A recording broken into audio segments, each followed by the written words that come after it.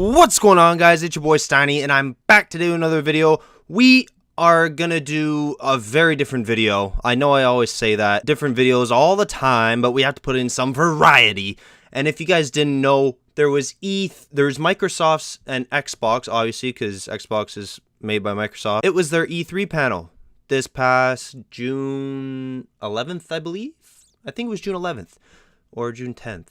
I can't remember. Either way, they've already had their E3 panel, and they brought out a lot of stuff. A lot of games. They brought out a new console, new hardware. They brought out a lot of things. And I wanted to provide you guys, in case you haven't seen anything, I wanted to provide you guys my opinion and my review of what they brought out. Now, what I'm going to be doing in this video is I'm going to be going down, and I'm just going to be breaking down most of their panel. I'm not going to go through everything and, make sure that guy said the right fucking word, okay?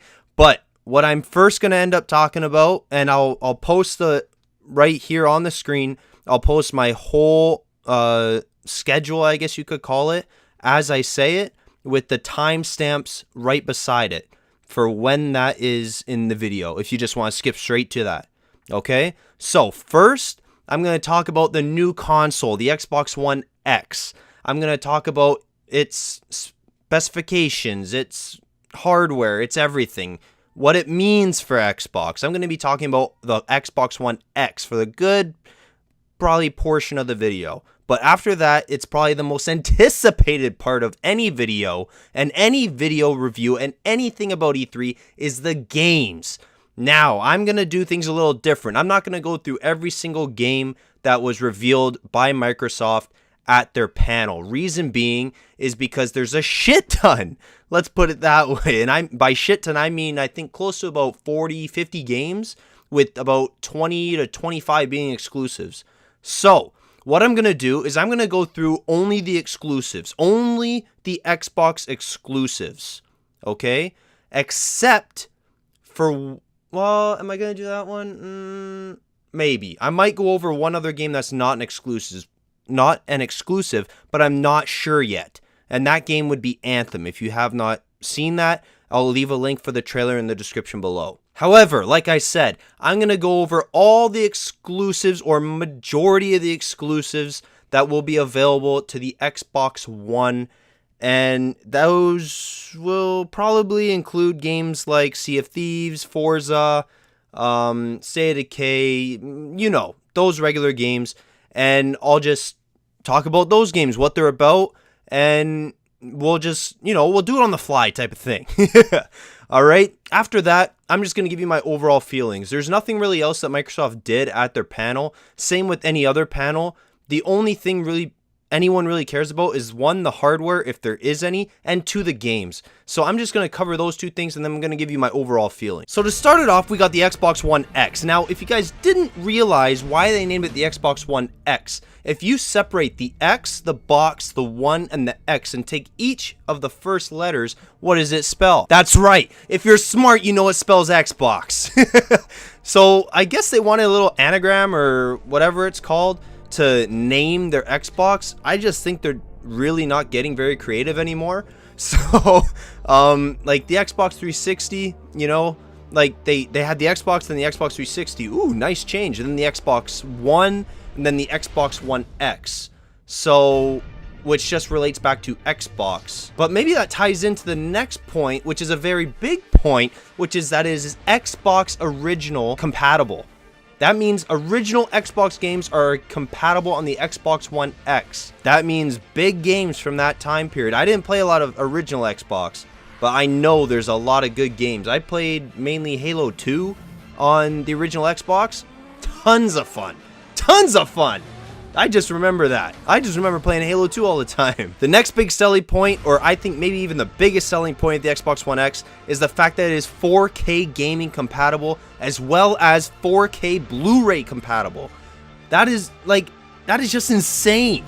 That is the most powerful system or the most powerful console now to date, and it will give you lifelike animations, graphics, everything. The gameplay will be insane. If you haven't seen the trailer yet for Forza VII, and I'm saying this game specifically, because it looks amazing in 4K. If you have not seen the trailer yet, wait till the end of, or not the end of the video, but when I talk about Forza, I'll leave a little overlay of the trailer. It looks absolutely incredible. If I had the funds, I would buy an Xbox One X, but I don't. So I'm going to keep my Xbox One, but hopefully in the future, I will be able to get Xbox One X and provide 4K gaming. Let's just put it that way. Like I said, you will be getting the most powerful console. Now, some people might be asking, oh, well, what does that mean? That means that you'll be getting smoother gameplay, bigger worlds, lifelike detail, like I just said about Forza, and finally, faster load time. That's a pretty big one right there. The last one, faster load times. You want those damn fast load times. I don't want to be sitting like I am on Sniper Ghostwire for fucking 5 minutes for something to load up. So, that is a big selling point. I love that selling point. Good job on that one. But, and I mean but, the one thing that I expected more out of this system is a bigger internal hard drive. You only get 1 terabyte. Now, a lot of you guys probably saying, well, Steiny, 1 terabyte's a lot. Like, games are only like 30, 40 gigabytes. Yeah, but think about it like this. If they are 4K compatible, how big are they already? Or how big do you think they're going to be, right? Halo 5 Guardians, I think, is the biggest game right now on Xbox. It is not 4K compatible at the moment because it only came out for the Xbox One. It didn't have any 4K compatibility. Maybe an update will allow it to be, but it's already 90 gigabytes. 90 gigabytes! For those who don't know, it takes I believe 1,000 gigabytes to make a terabyte. If you're already using up 10% of your hard drive on one game, just imagine what you're getting in the 4K games. A lot of people don't realize that. The games are going to grow exponentially to sizes that you can't believe. Like, if you also have, like, Halo 5 Guardians is a big one. Another one is the Call of Duty Infinite Warfare, Modern Warfare Remastered Edition. Combine those games, I think, are around 120 gigabytes. Those are combined, they're about 60 gigabytes each, maybe even more. But combined, just those 3 games alone, you have over 20% of your hard drive gone. Your hard drive is gone. It's using up those games. Unless you want, you can obviously delete them and then re-download them, but the point is of you keeping them there so that they're accessible. Okay, so I think that's enough for the Xbox One X that I've covered. Let's get on to these games that everyone is looking forward to. Okay, so the first game I'm going to cover is the game I just talked about in Forza 7. Forza 7 was just released, or just trailered, I guess, or premiered at E3 for the Xbox. Obviously, the Forza franchise is an Xbox exclusive. That's how it's been all the time, and it's just what it is. And for those who don't know what Forza is, it's a racing game that you can experience the danger and beauty of competitive racing at its limits with the most comprehensive automotives ever. Okay, this game has actually expanded from Forza 6. I played Forza 6 a little bit. Shut up, cat! Forza 7 allows you to collect over 700 cars with the greatest largest assortment, I'm sorry, of Ferraris, Porsches, Lamborghinis, etc. ever. Also, if you have not played Forza 7, you should understand this is not like a Need for Speed like type of game. I can't remember in Forza 6 if there was like a mini type of free roam mode, but it's mainly you jumping into races and you getting cars. That's what it is. It's only really collecting and then racing. That's all it is. It's no type of free roam or anything like that. From what I remember, I could be completely wrong, but from what I remember, there is no real type of free roam. Along with Forza 7, and to go with Forza 7, Microsoft also unveiled the new Porsche 911 GT2 RS. It is a 2018 car that just came out, and it is I believe it's the fastest car made by Porsche for the road. That is unreal. And if you think it's that unreal, just guess what? You can get the car in the game. That is correct. If you guys are not excited about racing cars or anything like that, then skip to the next game. But right now, This is what we're talking about. We're talking about fast cars. We're talking about collecting some of the rarest cars in video games. Now, I might be just, you know, cat man, just like shut the fuck up. Damn. Doesn't want to shut up in my review. You must like it that much. Damn. Next, we got one of the highly anticipated console releases for any console at the moment, mainly because this game was originally just a computer game. If you guys don't know what I'm talking about PlayerUnknown's Battlegrounds. It is an if you guys have heard of H1Z1, it's almost exactly like that. It's like a battle royale with up to 100 players on a map, and you're trying to fight to be the only one left alive. You go around collecting things to survive the whole time period, and then you're also killing everyone. Now, what happens is the map starts out really large, and then it gradually decreases to a small circle. Now, what this does, it's almost like a Hunger Games type of thing. If you guys, obviously you guys should know what that is. You're just surviving for as long as you can. So this game is highly anticipated to come onto console, and luckily Xbox got those console rights. Now, I want you guys to leave a comment in the description below if you subscribe, if you want to see me do some gameplays of this game. Let me know if you want me to do it on PC or console. To me, it doesn't matter, but I think I have enough power in my computer to do some gaming on it. I just don't know if I have that much to do it all the time. So I might lean towards getting it for console, but let's just put it this way. I will be making videos for PlayerUnknown's Battlegrounds. That is the one game out of many that I will be making videos for. Now, lastly, because we're getting a little long here, I'm only going to talk about one more exclusive. There is a couple more, but one very big, highly anticipated Xbox exclusive, and that is Crackdown 3. If you guys, I'm just going to start this off with saying, if you guys never played Crackdown 2, you might want to just go and play a little bit of it. That game was fun as shit, and I will tell you right now, I might not be getting Crackdown 3, but I had a hell of a good time in Crackdown 2. It is highly anticipated. It is one of the biggest games, I guess, on the Xbox console, outside of, I would say, probably Mass Effect. But, you know, what really got me into Crackdown 3 at the moment is that Terry Crews starred in the trailer, like you just saw right there, or maybe you saw right there. I don't know if I'll put it in the video.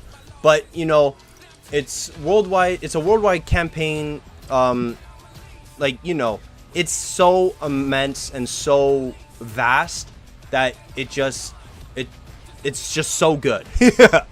One of the big things about Crackdown 3 is that it delivers a 4-person campaign co-op. So, like, if you play video games, you should know what that means. That means that you can play a co-op campaign with 3 of your friends, along with yourself being 4, and you can go through the whole campaign like that. I love games like that, using teamwork. There's a couple more games that actually came out, I think, for PlayStation that are really looking like pretty damn good, and I might think about getting them for my PlayStation. But Xbox really lacks, I believe, in these games that allows for co-op gameplay. There's a couple of them, but it doesn't give the essence of actual campaign co-op or something. I don't know. I just feel like with Xbox games, they're always missing. If they say that there's co-op campaign, they're always missing something. And to me, that's not very good. Like, if you want to market your game for being a co-op campaign, then you need to make it a separate campaign or something that makes it completely different from the single player. Along with Crackdown 3, you also obviously get new multiplayer modes, and there's nothing really else to say about that. This game is a campaign-based game with some multiplayer features. That is what I grew up to know it as. If I'm wrong, then leave a comment in the section below, but I'm pretty sure that is what it is. And there's nothing really else to say about Crackdown 3. I look forward to seeing gameplays on YouTube. Like I said, I don't think I will be getting this game, just because there are a couple other games that I want to play, and I obviously can't afford to buy every single game. So let's just put it that way, and let's move on to the next. little portion, which is actually going to be a little bit more games, but it will be like the gameplay trailers, the big ones that came out. Two other big games that came out were State of Decay 2 and Sea of Thieves. Now, these two games had their trailers released at previous E3s. I believe State of Decay 2 was last year at E3 2016, and Sea of Thieves was at 2015. They had their trailers released, obviously, then, but no one saw anything else until this past weekend. And Microsoft has done a really damn good job with both games. State of Decay 2 is, I believe it's an open world zombie game that you can just go around killing things and surviving. Essentially like a PlayerUnknown Battlegrounds, but you're by yourself with some extra like multiplayer features. And one thing that they introduced in this game this year is that people can just join in on your game if you need the help. You will be running around as the host, as they call it, and other people can volunteer to help you, like, build up your community or just complete the tasks that you're trying to do. And you can do the same to other people. How, like, leveling or anything like that works, I don't know. I didn't really play a lot of this first State of Decay. I played a little bit when it was, like, a free version. But other than that, I don't really know how the game works. The next game is Sea of Thieves. And I would first like to say, any type of game like this where there's been ships or any plundering or anything like that has really escalated, in my opinion, since Assassin's Creed Black Flag. There was not very many games out there that you would ride on a ship, mainly a pirate ship or anything like that, and attack people or plunder treasure or do anything like that. But ever since that game, we have seen a rise in these types of games, and they've generally have been quite fun. Sea of Thieves seems to be like a cartoony type of game. It's really, really immense.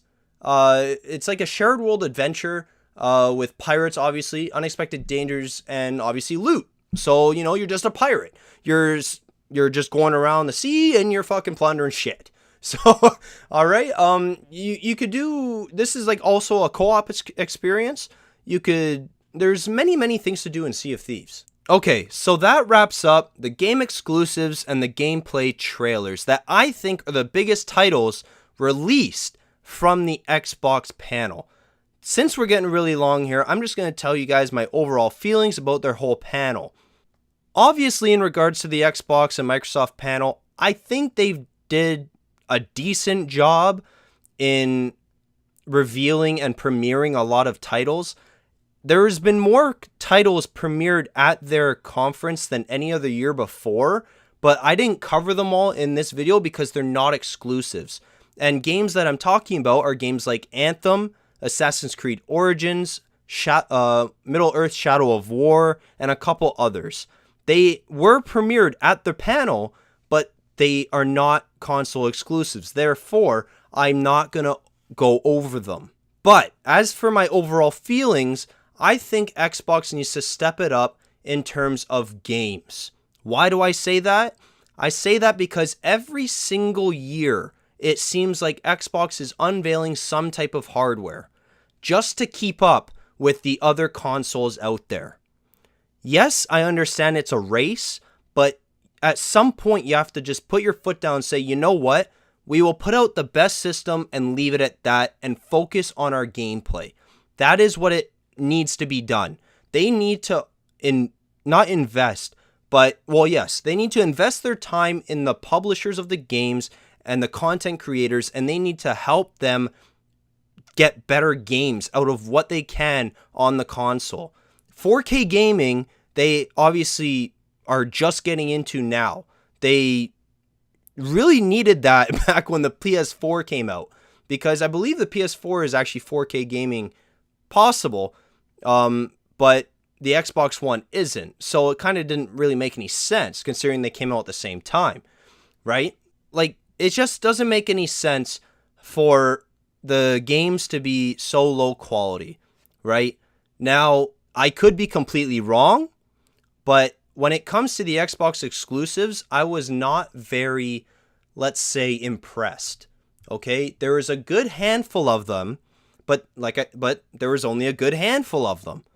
Outside of the games that I talked about today, or the games I talked about earlier, which were Forza VII, PlayerUnknown's Battlegrounds, Crackdown III, Sea of Thieves, and State of Decay 2, we also got the following games: The Artful Escape of Francis Vendetti, Ashen, Black Desert, Cuphead, The Darwin Project, Deep Rock Galactic, The Last Night, Ori and the Will of Wisps, and Super Lucky's Tale, and Tacoma.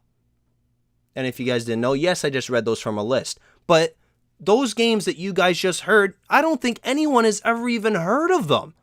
No one has anticipated them. They are world premieres, obviously, but they're lower ranked games. We only got 5 high-ranked games, I would say, in my opinion. Only 5 high-ranked exclusives. And I can't, stress that enough. I'm talking about exclusives, not games that just premiered at the Microsoft panel. For instance, and just as my last example here, if you look at the PlayStation side, which I will go over in my next video, which will come out either tomorrow or the day after, if you look at their panel, they came out with a good number of exclusives, and very, very, very good title exclusives too. Either it be sequels, either it be premieres, highly anticipated games, anything. They came out with a good amount of games, and they were ready. I don't think Xbox has been ready for a couple of years, but we'll see next year, I guess, right? There's still much to come. If it ends up that the non-exclusives end up playing better on the Xbox One X than they do on the PlayStation 4 or just the Xbox One in general, then I'll obviously have to take back everything I said. And they know what they're doing, but at this moment in time, I just think the Xbox is missing the point of E3. They always bring out hardware, but always miss out on the big name games, which they're always catching up in hardware, but they need, I think, to get back at getting the good games up first. I don't know really how to explain it, but I'm just going to leave it at that. All right, guys, hopefully you enjoyed this. If you didn't, well, I'm sorry, but I just like to provide what I can, and I can only provide what I can. So if you guys liked it, leave a thumbs up. Follow me on Twitch for any Twitch streams, that just in case I might be getting Battlegrounds or anything like that. So follow me on Twitch. It's in the link in the description below. Leave a like, subscribe, and boys and girls, I'll see you in the next video.